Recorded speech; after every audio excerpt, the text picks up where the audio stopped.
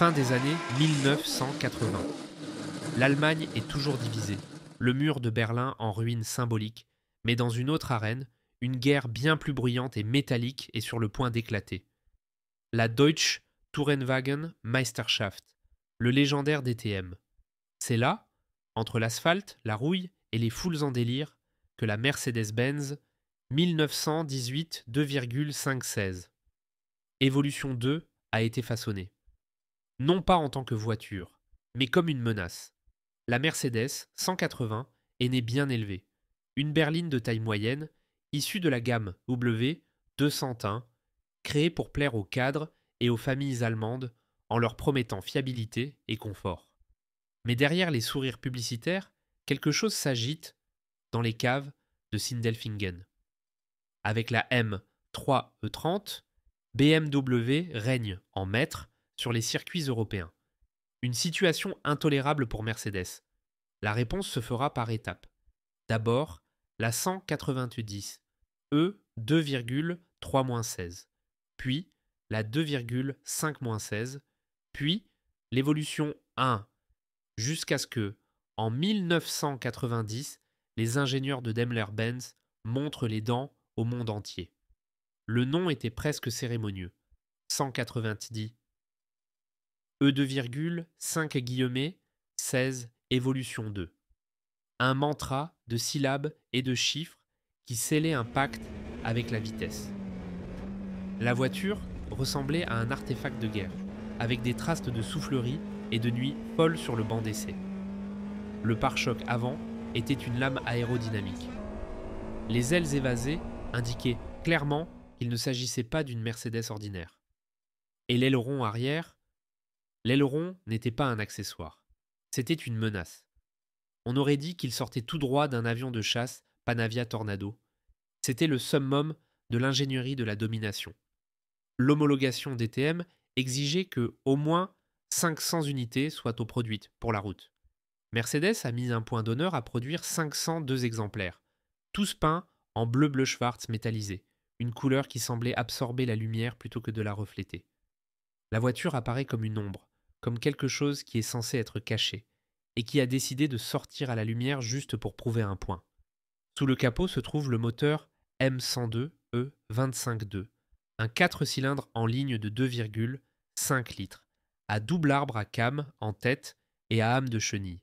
Il développe 232 chevaux à 7700 tours par minute.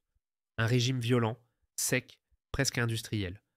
Cosworth, responsable de la conception de la culasse, a appliqué des techniques d'admission et de combustion raffinées jusqu'à la limite de la résistance thermique. Le résultat ? Un bloc qui ne se contente pas de demander du carburant. Il exigeait du sang. C'était plus que de la puissance. C'était la façon dont elle arrivait. L'Evo 2 ne délivrait pas sa puissance comme une voiture moderne. Avec un couple linéaire, une progression en douceur et une assistance électronique. Elle explosait à haut régime, obligeant le conducteur à dompter chaque cheval avec une précision chirurgicale. Et pour cela, il y avait une boîte de vitesse manuelle Getrag à 5 rapports avec un étagement fermé et l'emblématique disposition en dogleg. Le premier rapport est isolé dans le coin inférieur gauche pour rappeler au conducteur qu'il a affaire à quelque chose de spécial, quelque chose construit pour être conduit à la limite. L'intérieur, contrairement à l'extérieur belliqueux, est fonctionnel. Siège, récaro, volant à 3 branches, instruments analogiques et aucun luxe superflu. Tout respirait la raison d'être. C'était le cockpit d'un pilote, pas le canapé d'un dirigeant. Sur la route, l'Evo 2 était inconfortable. Elle était large, basse et agressive. Ses jantes OZ Racing de 17 pouces, chaussées de pneus à profil ultra bas, avaient une allure tranchante. Le grondement de l'échappement était dense, profond, résonnant contre les bâtiments comme si la voiture demandait de l'espace autour d'elle. Elle n'a pas demandé à passer, elle le prenait. Dans les virages, elle se comportait comme un animal en cage sur le point de briser ses chaînes. La suspension hydropneumatique à nivellement automatique permettait à la voiture de s'abaisser à grande vitesse, réduisant ainsi la traînée et augmentant le contact avec le sol. Cette technologie, qui semblait venir du futur, a été appliquée à une berline à propulsion arrière en 1990. Le coefficient aérodynamique de 0,29 en disait long. Cette voiture ne jouait pas à être rapide. Elle était rapide. C'est ainsi que l'Evo 2 est venu au monde. Non pas comme une réponse à BMW, mais comme une sentence. Une Mercedes qui ne s'excusait pas d'être féroce. Une voiture de rue née pour gagner sur la piste. Une légende qui n'avait pas encore commencé. L'ingénierie de la Mercedes-Benz 180, E, 2,516. Evolution 2 n'a pas été élaborée dans des présentations PowerPoint ou approuvée par des comités de marketing. Elle est née dans les entrailles de la compétition, avec des outils sales, des nuits blanches et des ingénieurs aux yeux cernés et aux mains brûlées par la chaleur métallique. Chaque pièce de l'Evo 2, du vilebrequin à la dernière vis de la voilure, a été fabriquée dans un seul but: gagner. Et pour gagner, il fallait oser là où les autres hésitaient. Le cœur de l'Evo 2 est le moteur M102E252. Un 4 cylindres en ligne de 2,5 litres de cylindrée, une culasse en alliage avec double arbre à cames en tête, et une admission presque artisanale, façonnée en partenariat avec le légendaire Cosworth. Puissance maximale, 232 chevaux, délivrés à un régime impressionnant de 7700 tours par minute. Mais le chiffre n'est qu'une porte d'entrée. Ce qui compte, c'est la façon dont ce moteur respire. Il n'y a pas de turbo, il n'y a pas d'assistance électronique. Le M102 de l'Evo 2 est aspiré et direct. Il monte en régime comme une tronçonneuse à l'attaque. Chaque pression sur l'accélérateur impose le respect. La plage de couple utile est étroite, mais violente. 2,4 mm de course sur 94 mm de diamètre dans les cylindres. Cela génère un comportement nerveux, exigeant, impitoyable avec les conducteurs inattentifs. Ici, soit vous dominez la voiture, soit c'est elle qui vous domine. La transmission est un spectacle en soi. La boîte de vitesse manuelle Getrag à 5 rapports utilise une disposition en dogleg, où le premier rapport est isolé, vers le bas et vers la gauche. Cela permet des changements plus rapides entre la deuxième, la troisième et la quatrième, les vitesses utilisées en course. Ce n'est pas pour ceux qui vont au supermarché, c'est pour ceux qui savent ce qu'ils font. Les rapports sont courts, secs, avec des changements de vitesse fermes qui demandent du bras et de la précision. Et la suspension... Ah, la suspension. Mercedes ne s'est pas contentée de double triangle ou de barres anti-roulis ordinaires. L'Evo 2 est équipé d'un système hydropneumatique auto-nivelant sur les 4 roues, un héritage direct du monde des circuits. Sa fonction ? À grande vitesse, la voiture s'abaisse automatiquement de 10 mm, ce qui réduit le centre de gravité, améliore la stabilité et diminue la traînée. Voilà ce qu'est l'aérodynamique active dans une berline à propulsion arrière en 1990. Ce que l'on vend aujourd'hui comme du futurisme, l'Evo 2 le faisait en silence il y a plus de 30 ans. Sur des jantes OZ Racing de 17 pouces, des pneus à profil ultra bas ancrent la voiture à l'asphalte comme des griffes acérées. Et derrière ces roues, un système de frein à disque ventilé, hérité directement des prototypes de course, assure que la voiture s'arrête aussi agressivement qu'elle accélère. Il n'y a pas de place pour l'erreur. Si vous freinez à temps, l'Evo 2 vous projette contre le mur de la réalité. Elle ne pardonne pas. Elle punit. La configuration aérodynamique n'a pas été créée pour plaire aux designers. Elle est née dans les souffleries. Le pare-choc avant, les prises d'air, les évasements d'ailes et, surtout le monumental aileron arrière, fonctionnent comme un système intégré. Le coefficient de traînée de 0,29 s'accompagne d'une force d'appui qui maintient la voiture collée au sol, même au-delà de 245 km à l'heure, sa vitesse de pointe. L'accélération de 0 à 100 km à l'heure prend 6,7 secondes. Mais cela n'a pas autant d'importance que la façon dont la voiture garde son sang-froid dans les longs virages, les descentes techniques et les freinages agressifs. L'Evo 2 n'est pas seulement rapide en ligne droite, c'est une machine de précision dans les environnements chaotiques. À l'intérieur, la voiture poursuit son manifeste. Pas de luxe gratuit. Les sièges Recaro enveloppent le corps comme des bras d'acier. Le volant à 3 branches est épais, avec une prise en main ferme et sans chichi. Les cadrans analogiques sont profonds, éclairés avec une intensité discrète, presque comme des instruments d'aviation.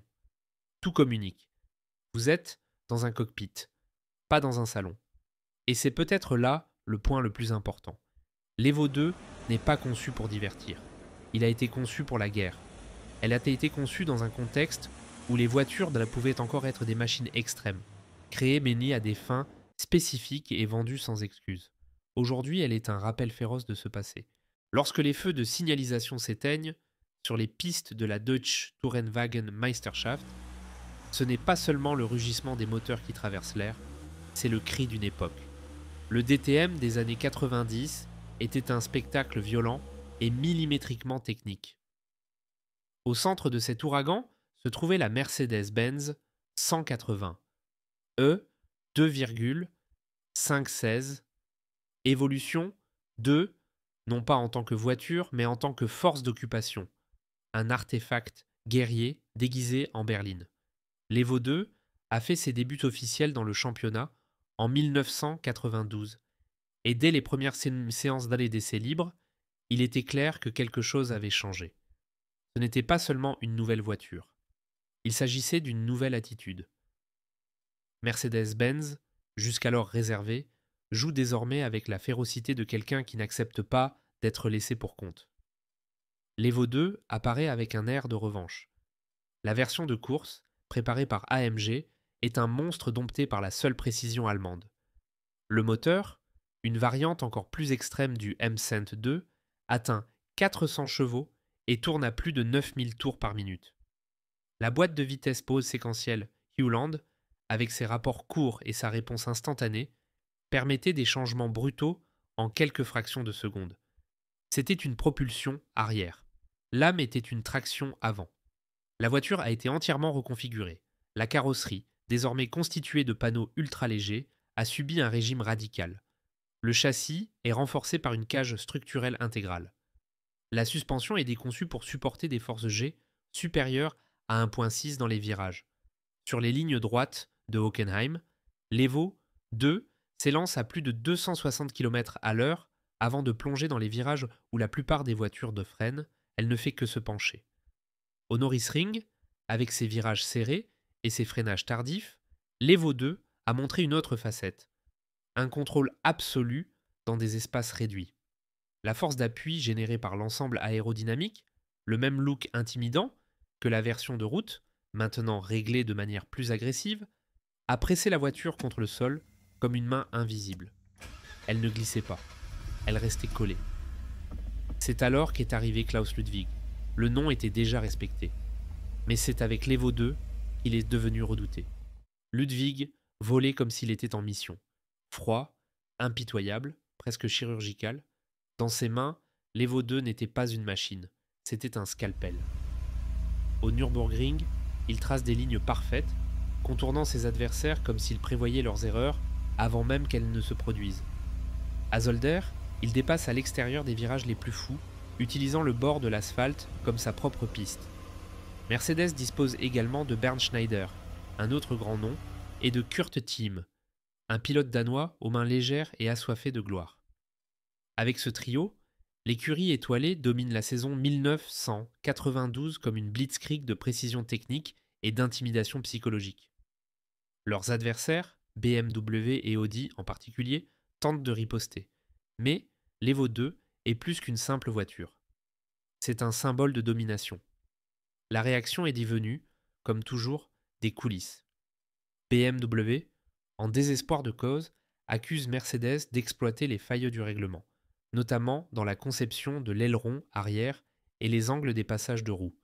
Audi, quant à lui, prétend que les pneus Michelin utilisés par l'écurie AMG lui donnent un avantage excessif en termes de traction et de résistance thermique. Mais aucune preuve n'a été apportée. Un seul constat, la 190E Evo 2 gagne. Et elle gagne largement. Au total, l'Evo 2 remporte 11 victoires en 34 étapes du DTM. Mais plus que les chiffres, c'est la manière dont elle a gagné qui est restée dans la mémoire collective. Il ne s'est pas contenté de franchir la ligne d'arrivée. Il a dominé la course. Il l'a rendue facile. Il l'a rendue cruelle. Et même lorsque les règles ont changé, que la pression politique s'est accrue et que de nouvelles générations de voitures ont tenté d'émerger, l'Evo 2 est resté la référence. Tout ce qui a suivi a été comparé à elle. Mercedes ne s'est pas contentée d'entrer dans le jeu. Elle a redéfini le tableau, mais il y avait un prix à payer. La présence de l'Evo 2 sur la piste a attisé les tensions à l'intérieur et à l'extérieur des stands. L'image de la voiture, en tant qu'arme sous forme de berline, commençait à se répandre dans les rues. Et cela allait avoir de graves conséquences. Sur la piste, l'Evo 2 est souveraine. Mais c'est dans la rue qu'elle devient inquiétante. Loin des projecteurs du DTM, parmi les façades en béton et l'asphalte mouillé de l'aube européenne, la Mercedes-Benz 180, E 2,516. Évolution, 2 a pris une autre forme. Plus qu'une voiture, elle est devenue une présence. Une silhouette noire qui suscite des réactions immédiates, des regards suspicieux et, dans de nombreux cas, une action directe de la justice. En théorie, il s'agissait d'une voiture légalisée, l'une des 502 à homologation obligatoire. Mais dans la pratique, son apparence violait l'inconscient collectif de ce que l'on attendait d'une berline à 4 portes. L'aileron arrière semblait hérétique, un outrage à la sobriété allemande. Les roues de 17 pouces, les ailes évasées, l'échappement cathédrale tonitruant, tout cela créait un malaise latent. L'Evo 2 n'avait pas l'air d'être dans la rue, elle avait l'air d'envahir la rue. En Suisse, la réaction a été immédiate. Dans des villes comme Lausanne et Genève, les autorités routières ont même interdit à l'Evo 2 d'effectuer des contrôles périodiques, sous prétexte que l'aérodynamisme extrême violait l'esprit des règlements urbains. En pratique, il s'agissait d'un préjudice technique. La voiture était cool, mais c'était une nuisance, et c'était suffisant pour une persécution voilée. En France, notamment dans les régions de Lyon et de Marseille, des cas de rétention de documents et d'enlèvement de plaques d'immatriculation ont été signalés lors de contrôles sélectifs. La justification ? Modification visuelle incompatible avec un usage urbain. La vérité ? L'Evo 2 n'entrait pas dans les moules d'acceptation visuelle de cette décennie, qui commençait à se tourner vers des voitures plus discrètes, moins agressives, moins authentiques. En Allemagne, berceau du modèle, la division est claire. D'un côté, les collectionneurs et les puristes vantent cette création comme le summum de l'ingénierie nationale. D'autre part, les patrouilleurs, les voisins et les autorités de contrôle considéraient l'Evo 2 comme une nuisance publique. Le bruit du moteur, même à vitesse de croisière, dépassait les 90 décibels. Dans des quartiers résidentiels comme Prenzlauer Berg ou Schwabing, cela équivalait à un délit. Mais l'Evo 2 ne provoquait pas seulement une gêne auditive, il provoquait une peur symbolique. Sa posture était intimidante. Il était courant de la voir éviter dans la circulation, les conducteurs faisant un écart pour ne pas être confrontés à ses phares droits et acérés. Il n'inspirait pas la confiance, il inspirait la fuite. Et c'est ainsi que, comme tant d'autres machines intenses, il est tombé entre de mauvaises mains. Entre 1993 et 1996, diverses opérations de police dans des villes comme Hambourg, Naples et Marseille ont permis de saisir des Evo, 2 utilisés par des bandes criminelles.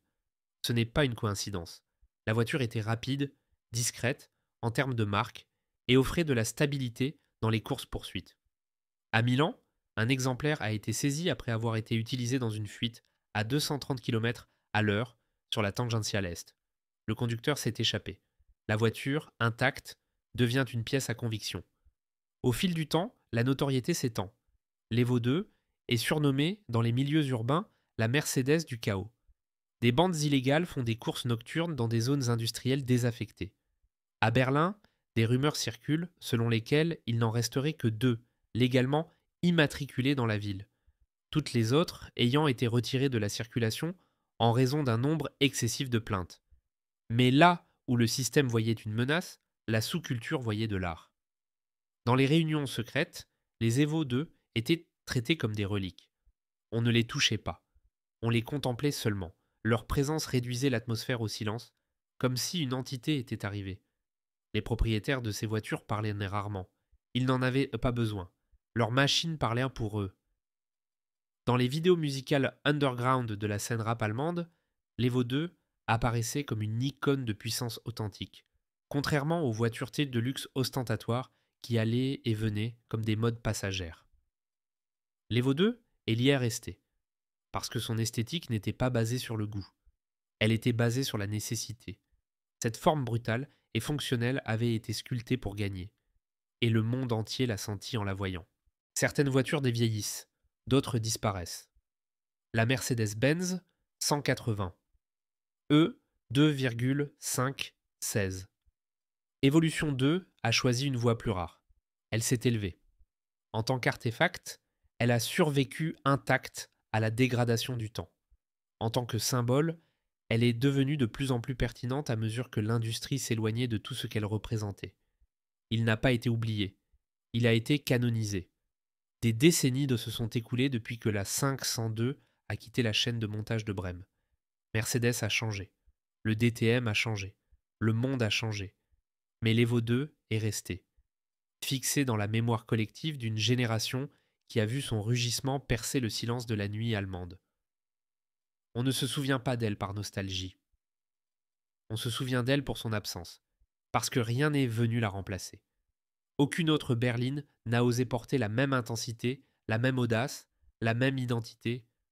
Aujourd'hui, une 190 Evo 2 en état d'origine peut dépasser les 500 000 € dans les ventes aux enchères spécialisées. Mais ce chiffre, bien qu'impressionnant, est presque insignifiant par rapport à ce qui se négocie.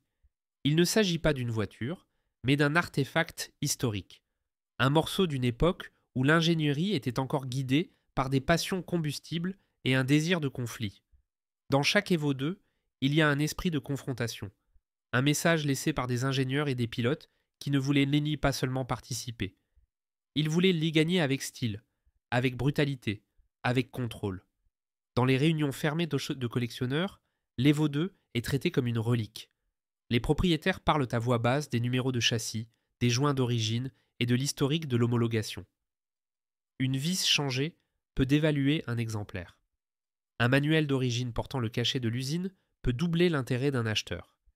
Certains conservent leur voiture dans une chambre climatique, réglée à la température d'usine, avec des pneus gonflés tous les 30 jours, même s'ils n'ont pas roulé un seul mètre. Mais l'Evo 2 ne s'est pas limitée au salon fermé.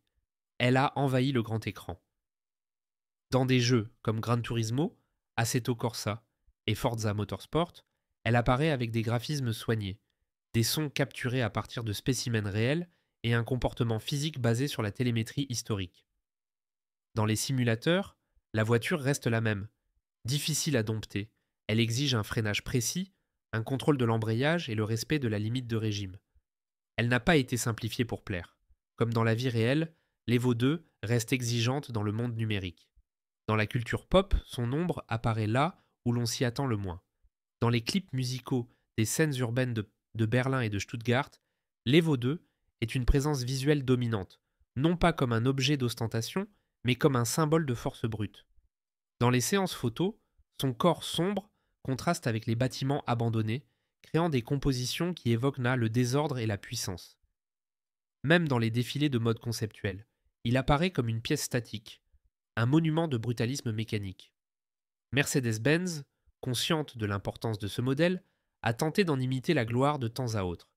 Des modèles tels que la C63 AMG Black Series et l'AMG un flirt avec cet héritage. Mais ils ne l'ont jamais vraiment touché, car l'Evo 2 n'était pas qu'une fiche technique, c'était un état d'esprit, une proposition, un affront. Aucune voiture actuelle ne porte en elle la même volonté d'indomptabilité. C'est ce qui la rend éternelle.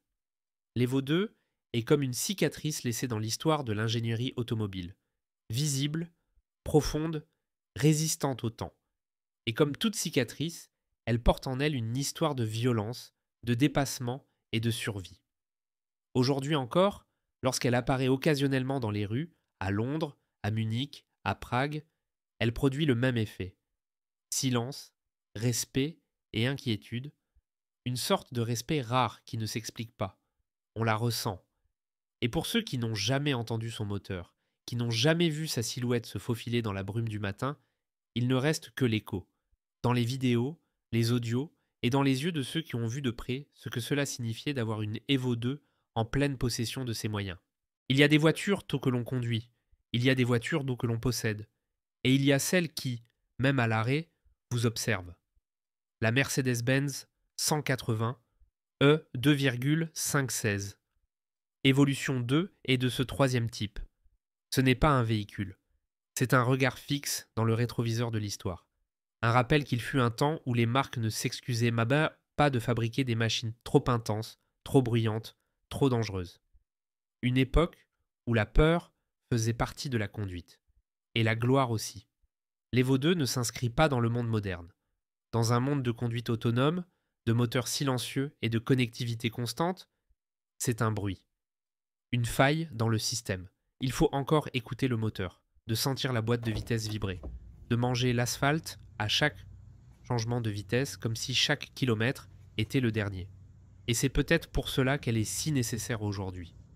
Le monde a oublié ce que c'est que de vivre avec intensité. Et l'Evo 2 est là, immobile, comme un artefact guerrier prêt à être activé.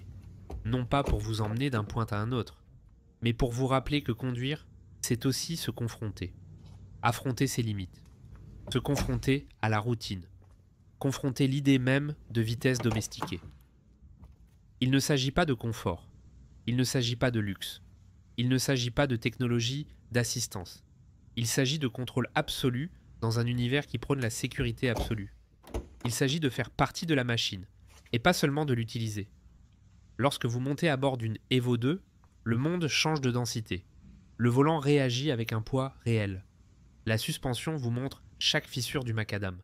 Le rugissement du moteur est non comme une promesse. Une promesse que la route peut encore être dangereuse, que la liberté peut encore rugir, et que l'histoire peut encore être écrite de vos propres mains.